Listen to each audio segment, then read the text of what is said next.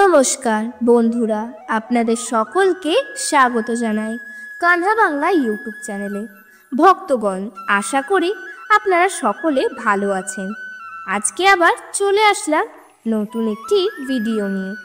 বন্ধুরা, আজকে আমরা যাতে হয় তা পূর্ব নির্ধারিত, এই কথাটি কতটা সত্য আজকে একটি গল্পের এই বিষয়টি জানার চেষ্টা করব। এক শহরে এক মহিলা তার স্বামী ও 3 মেয়েকে নিয়ে বসবাস করতেন। হঠাৎ এক দুরারোগ্য ব্যাধিতে তার স্বামী মারা যায়। ফলে তার 3 কন্যার সমস্ত দায়িত্ব এসে পড়ে তার উপর। তিনি খুব কষ্টে তার সন্তানদের বড় করতে লাগলেন। একজন বিধবা মহিলার পক্ষে তার পাশে দাঁড়ানোর মতো কেউ ছিল না। উপরন্ত সমাজের ঠাট্টা তামাশা, নানা রকম কটু। কিন্তু যখন তিনি যমলোকে পৌঁছালেন, যমরাজ তাকে জিজ্ঞাসা করলেন, চিত্রগুপ্ত, তুমি খালি হাতে ফিরে আসলে? চিত্রগুপ্ত, তুমি খালি হাতে ফিরে আসলে কেন? ওই মহিলার প্রাণ কেন নিলে না? চিত্রগুপ্ত মাথা নিচু করে উত্তর দিল, হে প্রভু, আমাকে ক্ষমা করুন। আমি ওই মহিলার জীবন কেড়ে নিতে পারিনি। যখন আমি সেখানে পৌঁছালাম, আমি দেখলাম ওই মহিলার 3টি নিষ্পাপ কন্যা তার মাকে জড়িয়ে ধরে কাঁদছিল। হে যমরাজ, আপনার কাছে আমার অনুরোধ, কিছু সময়ের জন্য আপনি ওই মহিলার জীবন দান করুন, যাতে তিনি তার মেয়েদের লালন পালন করতে পারেন এবং তাদের স্বনির্ভর করতে পারেন। এরপরে আপনি তার জীবন নেবেন। চিত্রগুপ্তের এমন কথা শুনে যমরাজ বললেন, হে চিত্রগুপ্ত, এই জগতের সকল প্রাণীর মৃত্যু অনিবার্য। যার আয়ুষ্কাল যতটা নির্ধারিত আছে তাকে তত সময়ের জন্য পৃথিবীতে থাকতে হবে। তুমি চাইলেই কারোর জীবন দিতে পারো না, আবার সময়ের আগেই কারোর জীবন কেড়ে নিতে পারো না। তোমার কি ভগবানের ওপর ভরসা নেই? ওই মহিলার মৃত্যু নির্দিষ্ট সময় হবেই। ভাগ্যের লেখা কখনো বদলানো যায় না, কিন্তু তুমি এই সৃষ্টির নিয়ম লঙ্ঘন করতে চেয়েছো। এটি একটি গুরুতর অপরাধ এবং এর জন্য তোমাকে অবশ্যই শাস্তি পেতে হবে। এই কথা শুনে চিত্রগুপ্ত হাত জোড় করে যমরাজকে বললেন, হে প্রভু, আমার অপরাধ ক্ষমা করুন। আপনি বলুন এই অপরাধের জন্য আমাকে কি শাস্তি পেতে হবে এবং তা থেকে কবে মুক্তি পাব?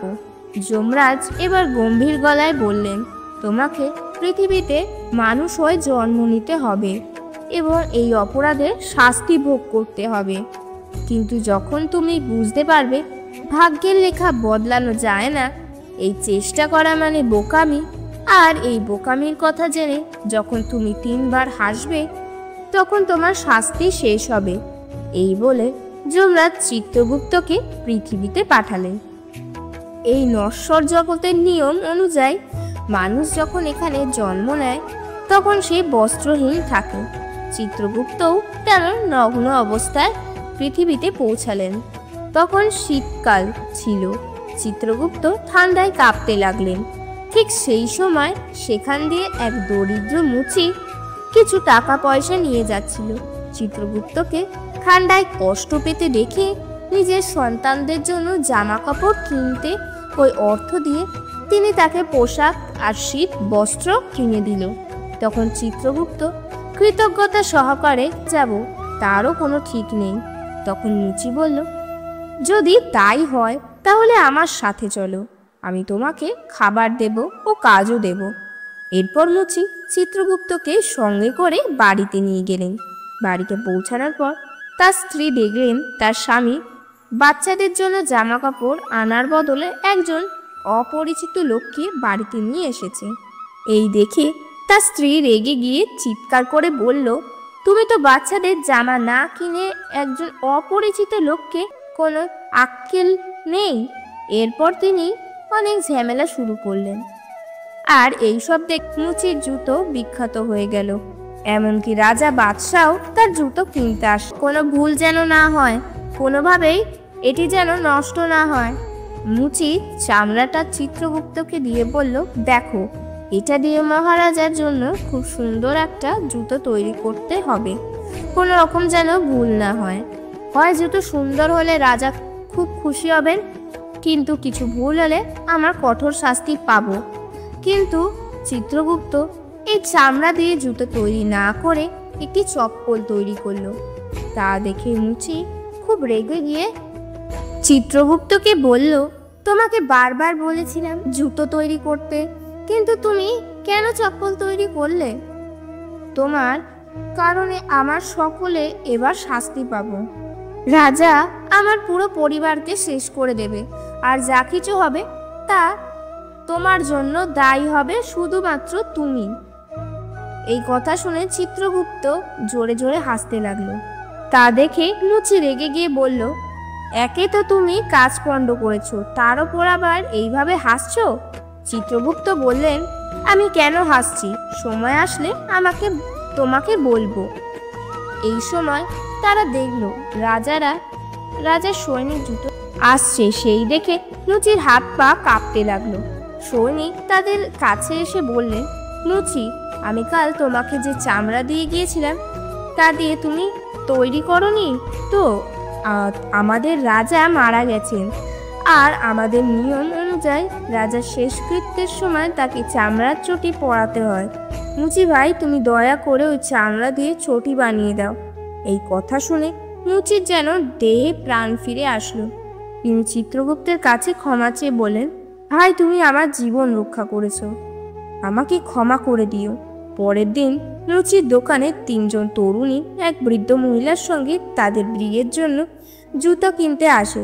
চিত্রগুপ্ত তাদের দেখে, যাদের মায়ের জীবন তিনি সেদিন ফিরিয়ে নিতে পারলেন না, এরা ছিল সেই 3 কন্যা, যার কারণে তিনি এখানে এই শাস্তি পাচ্ছেন। এখন তারা বড় হয়ে গেছে এবং তাদের দেখে মনে হচ্ছে তারা কোনো ধনী পরিবারের সদস্য। তারপর চিত্রগুপ্ত ওই বৃদ্ধকে জিজ্ঞাসা করলেন, মা, এই 3 জন মেয়ে কে? বৃদ্ধা বললেন, ওদের মা ছোটবেলায় মারা গেছে। আমার কোটি কোটি টাকা আছে, কিন্তু দুর্ভাগ্যবশত আমার নিজের কোনো সন্তান নেই, তাই আমি ওদের আমার কাছে নিয়ে আসি, আর এখন আমি ওদেরকে উচ্চ পরিবারে বিয়ে দিচ্ছি। এই কথা শুনে চিত্রগুপ্ত আবার জোরে জোরে হাসতে লাগলেন। এই দেখে মুচি আবার তার হাসির কারণ জানতে চাইল।